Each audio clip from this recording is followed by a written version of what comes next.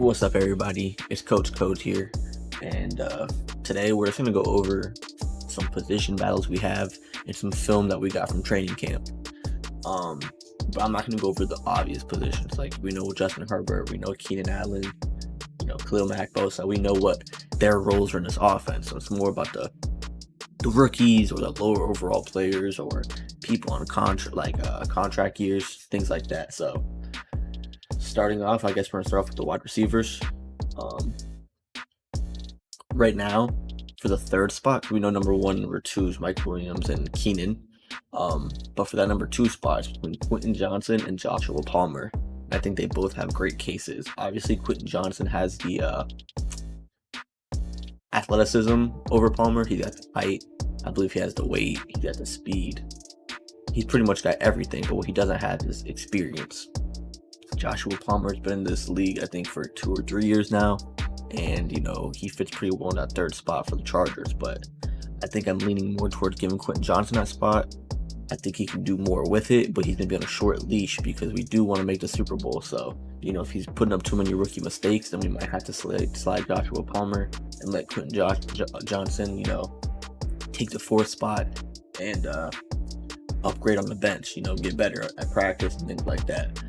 But one thing that Quentin Johnson does bring this roster, I think we finished 17th in run after the catch last year. He in college averaged about like 8.4 after the catch, which is absolutely crazy. I think this team averaged 4 across the board, so he doubled it by himself in college. And he's 6'4", 215, so that's really rare that you see. Like, Mike Evans is a great run after the catch. Mike Williams isn't even great after the catch. T. Higgins, you got all these big guys. They're usually not run after the catch type of people, but he's got that aspect of his game. And then tight end, there's kind of a position battle between Gerald Everett and Donald Parham, because Gerald Everett, he's really solid, but he is on a contract year. He is older than Donald Parham. He's 5 inches shorter, and he's got the same speed. So, going over the film where I talk about who got that starting spot. Another thing is linebacker.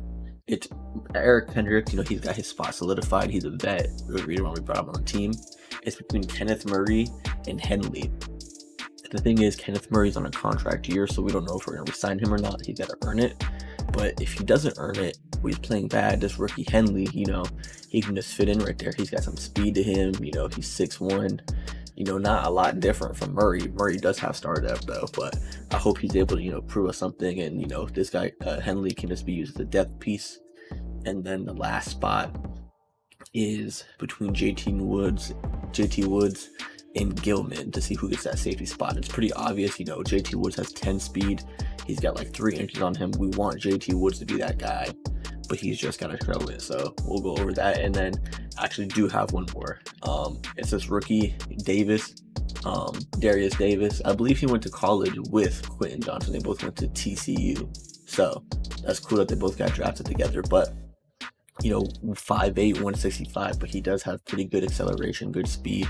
He brings another aspect that we don't have this team. Like, if you look here, 88 speed, 89 speed, 89 speed. Like, he's the only speedster that we have, and he is small. So, his release is not great. He needs to work on that. But for right now, RPOs, wide receiver screens, jet passes, return man, he can do those things for us that other receivers can't. But right now, we're going to go ahead and get into the film here. Right here, we're going to be getting Donald Parham. And on this play right here, he's running with the first team.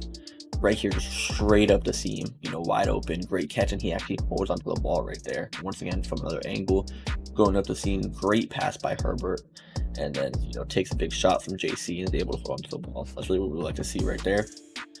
Moving on to the next clip. Right here, it's man-to-man, absolutely burns the vet Kendricks man-to-man. He's just too fast for him. It's really like having another receiver out there. It's kind of a mismatch if you put a linebacker on him, I'm not going to lie. But just look how he burns him. He's not even the fastest guy. He just got pretty solid route running. He's just, pretty elusive for a tight end. And then right here, this one was really nice. He found great throw, and then look at the power. He's able to power himself to 3-4 defenders. We said he's not the biggest guy. He's more about the speed and receiving skills, but right here he showed there was some power to him as well. Look at that. There's Derwin James in the area. There's Kendricks was in the area. There were some good tacklers in that area right there, and he was able to power through. Really like to see that. Then we got Donald Parham right here. We didn't get to see a lot from him, but right there you can see that 6'8", able to take the shot, and right here against Derwin James makes a double move, uses that 6'8" frame to box him out, easy catch, and good throw by Stick. Yeah, so right there, I think it's pretty obvious who the starter would be. There's obviously way more film on Everett. He was making way more plays, but Parham, he also showed that his size can be utilized. Being able to box out Derwin James, that's not like some random. That's Derwin James. He's able to box him out. And then 6'8" frame, able to go up there, take the catch. So they both bring different things. Maybe Parham will be more of the red zone guy, and Gerald Everett will be more of the starting tight end. So I think that's the way it's going to be. So Gerald Everett officially has that starting spot. But moving on to the linebackers. All right, right here we have Kenneth Murray, and this is man-to-man. And there's Darius Davis right here on an RPO. And he's actually matched up on the 94 speed wide receiver, and in open space is able to make that tackle against a 94 speed receiver. He wasn't able to get juked out. He wasn't able, to get the tackle broken. That was a nice little tackle. No gain. Like to see that. And then right here, comes across the field man to man, gets on Everett, runs the route for him, is able to pick off. I believe that was Justin Herbert. Yeah. Wait, actually, let me make sure. Yeah, that was Herbert. Just look at him. It was like step for step. He's running the route. He had to come across the field and just runs that route for him. That's beautiful. And then right here, while getting blocked, able to shut it off and tackle Austin Eckler. Let me show you guys again. Look, he's engaged in a block and is able to wait, be patient. And when the running back's in the area, get off the block, go make the tackle, Austin Eckler down.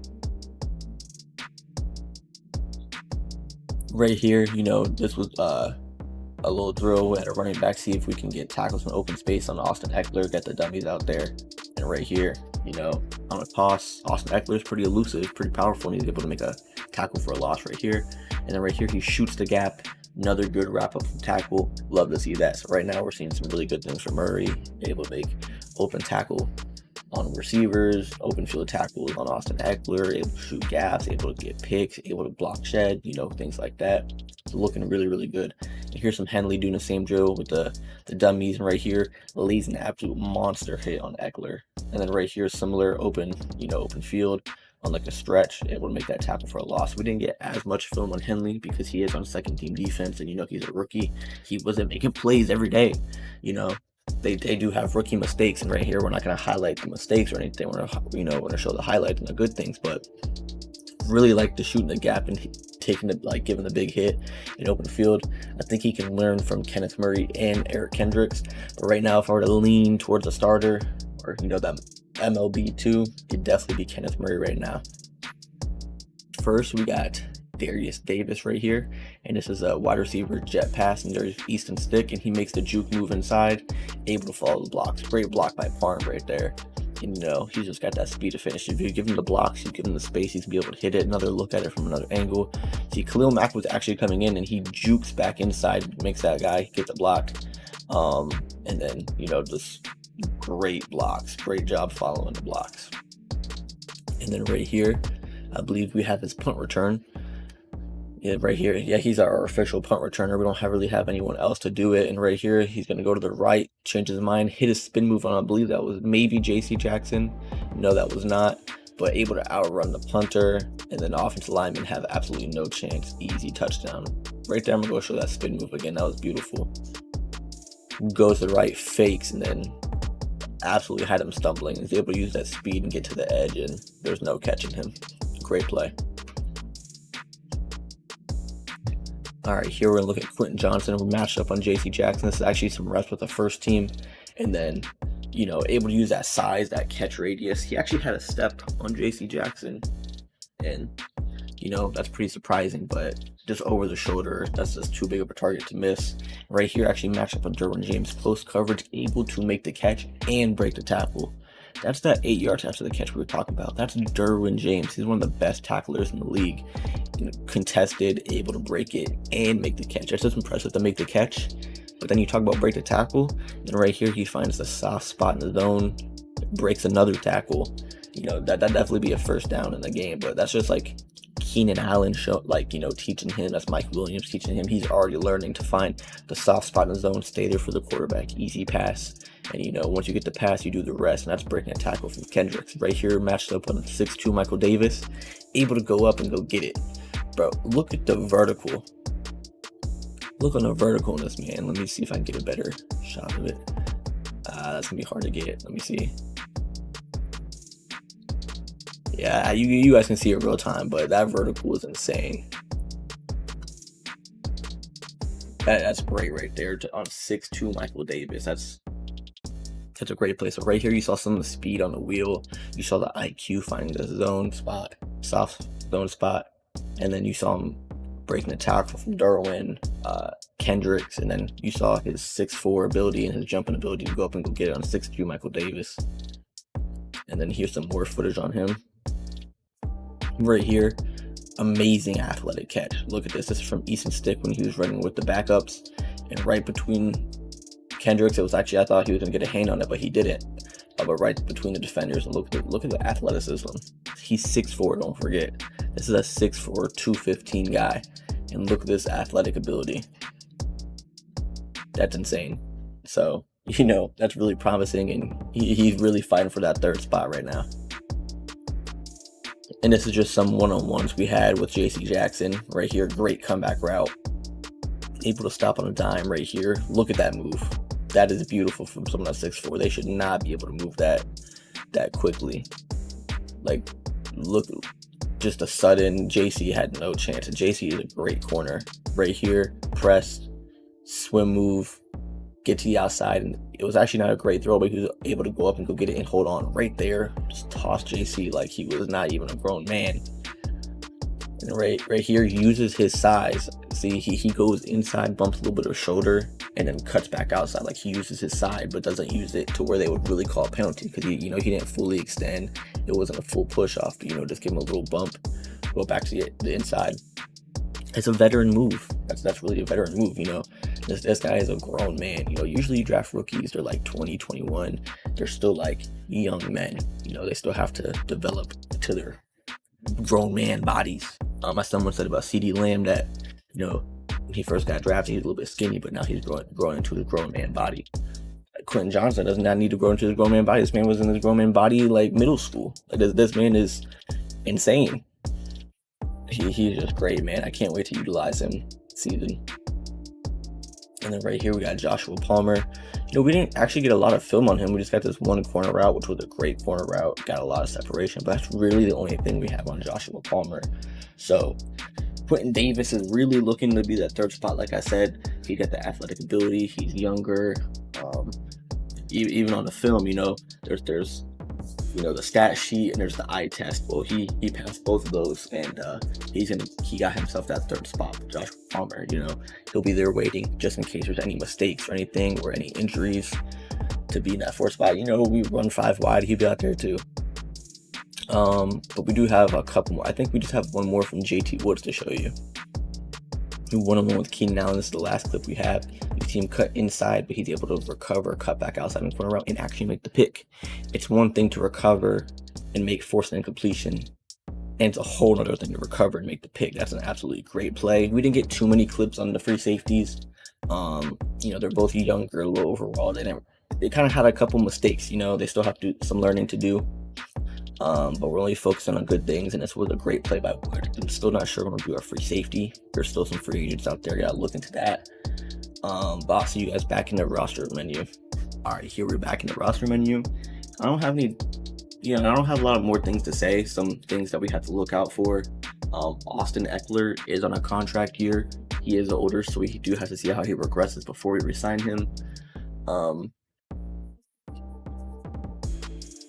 Jalen Guyton, I'm not sure if he's still on the team. He still needs to get re-signed. I don't see him on this roster, but I believe he's on the official rosters. Mike Will and Keenan Allen will be making $30 million per year.